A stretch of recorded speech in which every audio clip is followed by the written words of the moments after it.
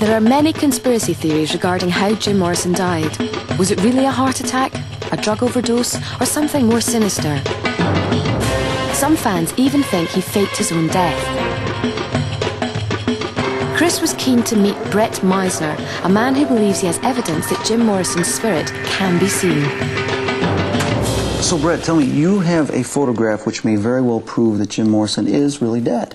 That is correct. I was at Jim's grave in Paris. I decided, I'll take a photograph. There's a lot of crowds there, and I asked one of them to snap a picture and thought nothing of it.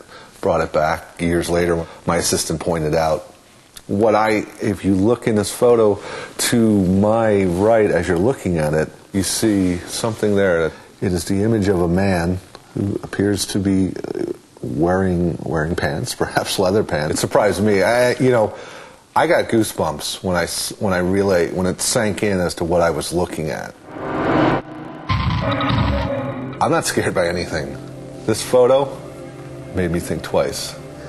Brett, I've seen actually a lot of photographs before of ghosts and stuff like that, and I've got to tell you, this is pretty good.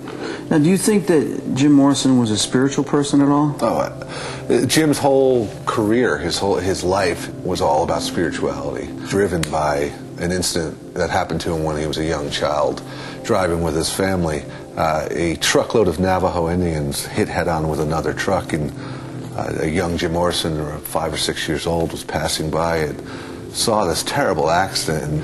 And in that transformation, in seeing that, Jim said his life was ever changed. He felt from that day forward, the spirit of the Indian had become one with Jim's spirit.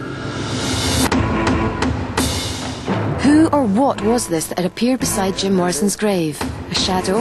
A trick of the light? But it looks very much like the form of a man, and a man who looks very much like Jim.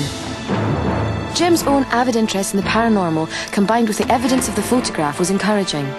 It was time for our investigation to move on.